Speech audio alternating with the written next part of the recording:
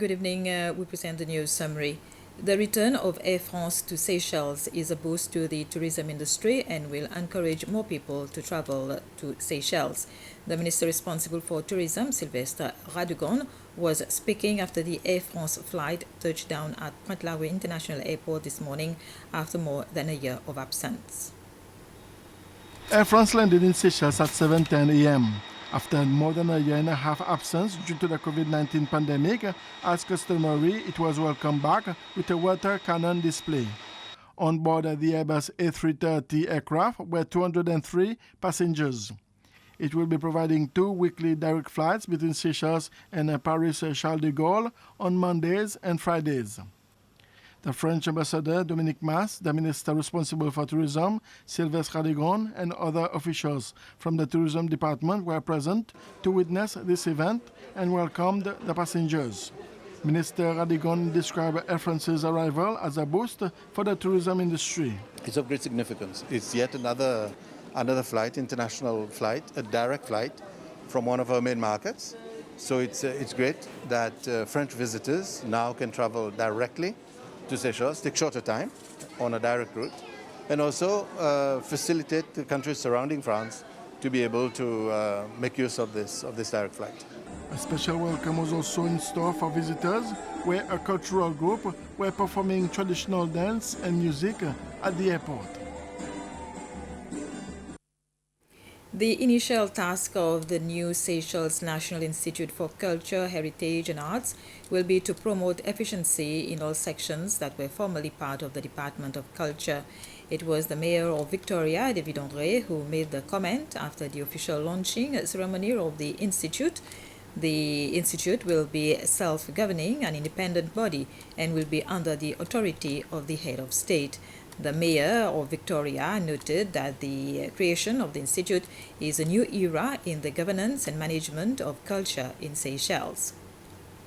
The event today is a historic turning point, symbolizing a commitment to Article 39 of the Seychelles Charter of Fundamental Rights and Freedoms, enshrined in the Constitution of Seychelles, which states, "The state undertakes to take reasonable steps to ensure the preservation of the cultural heritage and values of the Seychellois people." Unquote. In a democratic society, it is not up to political power to determine or dictate its terms. What the cultural sector requires is a clear sense of direction and permanence. In this ever-changing political landscape, a permanent and independent institution is the best choice for safeguarding our cultural identity. A group of residents of Lugnol has donated a few recycling bins to the authorities of the Bouvalon district. The bins have been placed at 2 different sites, this with the aim of sorting waste, starting with PET bottles and aluminium cans.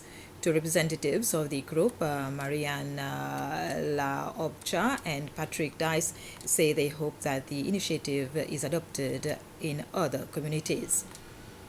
It was actually through a lunchtime when we thought about what we can do for the community. And one of the most pertinent issues that we had, that the bin sites were not very looking good and also didn't fulfill their purpose. So I sponsored 1 or 2 of the bin sites. We restructured them, painted them, and then we also had the idea in our community project with many of us in the community to have certain bins for separating the waste. So we did a waste management or separation concept, which is starting first only with the plastic bottles and the aluminum cans. The blue bin is for the plastic bottles, the red one for the aluminum cans. The idea is for people to start becoming aware of recycling, which is, it's been talked about and hashed about, but we want action now. People are actually dumping their plastic bottles in here and they're actually dumping their aluminium cans now in here. Then we wanted to, for the community, it means these guys that walk around with the big bags and dig in the bins, that they don't have to do that anymore. Because we're saying, when you come to Lugnol, just come and empty this bin, because what we're using is in here. The School for the Exceptional Child launched its Care Club this week.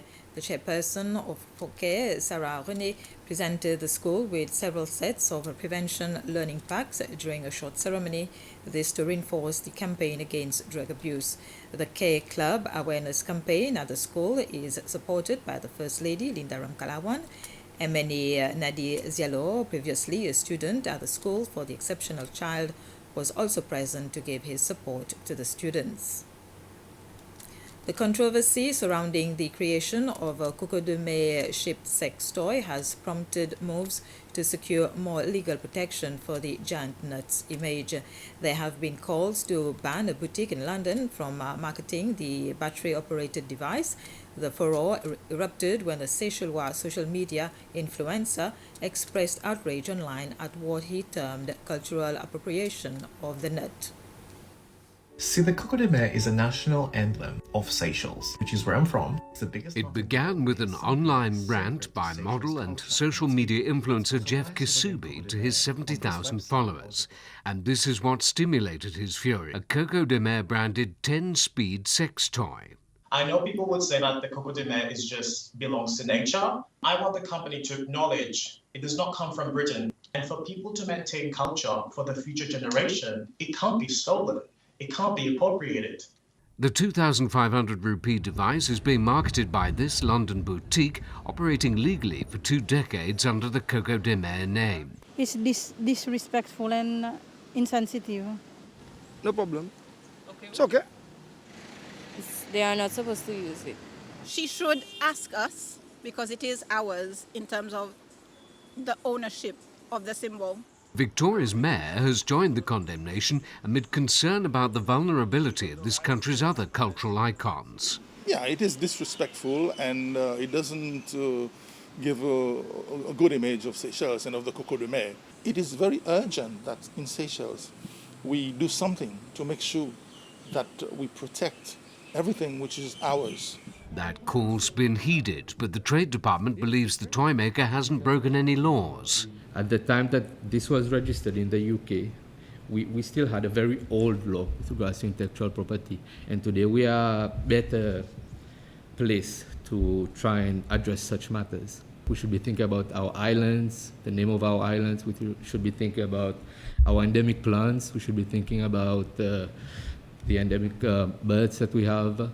So going forward, this is what we will propose to government. This brand is making millions of dollars. The sex shop hasn't responded to requests for a comment on Mr. Kisubi's outburst, which has generated international attention for all concerned. And this was the news summary. Thank you for your attention.